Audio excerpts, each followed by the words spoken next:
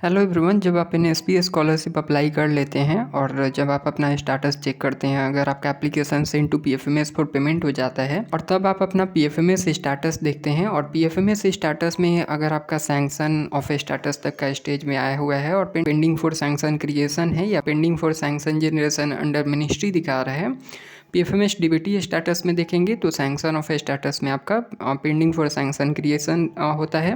वही अगर आप ट्रैक एनएसपी पेमेंट के थ्रू पीएफएमएस स्टेटस देखते हैं तो वहाँ पे pending for sanction generation under ministry होगा। तो ये इसका क्या मतलब है और आपका अभी जो एप्लीकेशन है वो किस स्टेज पे है, क्या प्रोसेस अभी है उसका, तो इसके बारे में मैं आपको बताने वाला हूँ। तो चलिए वीडियो को स्टार्ट करते हैं। तो इसको समझने के लिए आपको थोड़ा सा पहले समझना होगा कि जैसे एप्लीकेशन का क्या प्रोसेस होता है आपके पेमेंट आने तक का, तो तब आप अच्छे से समझ पाएंगे।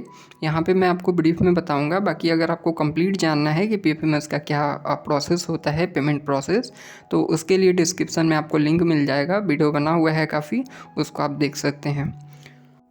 तो यहाँ पे जैसे मैं आपको ब्रीफ में बता देता हूँ कि जब आप एनएसपी स्कॉलरशिप के लिए ऑनलाइन अप्लाई कर लेते हैं, उसके बाद फिर आपका एनएसपी से वेरीफाई होता है, इंस्टीट्यूट लेवल पे आपका होता है, बोर्ड लेवल पे आपका नोडल ऑफिसर और आपका मेरिट लिस्ट, ये सारा कुछ चेक होता है। फिर आपका एनएसपी से फाइनल वेरीफाइड किया जाता है।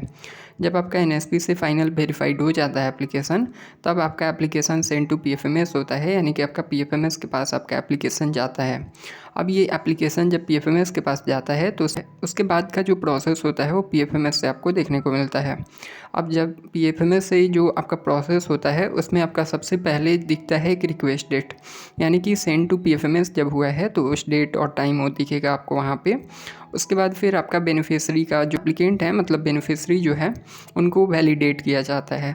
तो बेनिफिशियरी वैलिडेशन होता है, ये भी आप डीबीटी स्टेटस से चेक कर सकते हैं और इसके पहले एक वीडियो बना हुआ है, उसको आप चेक कर सकते हैं इसी चैनल पे कि बेनिफिशियरी वैलिडेशन आप कैसे चेक कर सकते हैं और बेनिफिशियरी वैलिडेशन में होता क्या है। तो बेनिफिशियरी वैलिडेशन जब आपका हो जाता है, यानी कि बेनिफिशियरी फाइनल वैलिडेटेड हो जाता है, उसके बाद फिर आपका जो स्कीम होता है उसके अनुसार जो भी आपका फ़ंड होगा, मतलब जितना भी आपका अमाउंट होता है, तो स्कीम फ़ंड जो होता है उसको अप्रूव किया जाता है। फिर आपका स्कीम का फ़ंड जो होगा वो अप्रूव होगा।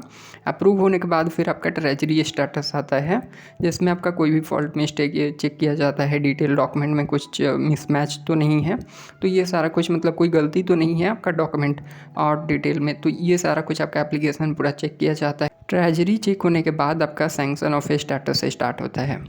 अब सैंक्शन ऑफ स्टेटस स्टार्ट होने के पहले आपका यहाँ पे पेंडिंग दिखाता है। अब बात करते हैं कि पेंडिंग फॉर सैंक्शन क्रिएशन क्या है। यहीं से आपका सैंक्शन स्टार्ट होता है कि जब आपका ट्रेजरी कंप्लीट हो जाता है तब आपका सैंक्शन स्टार्ट होता है।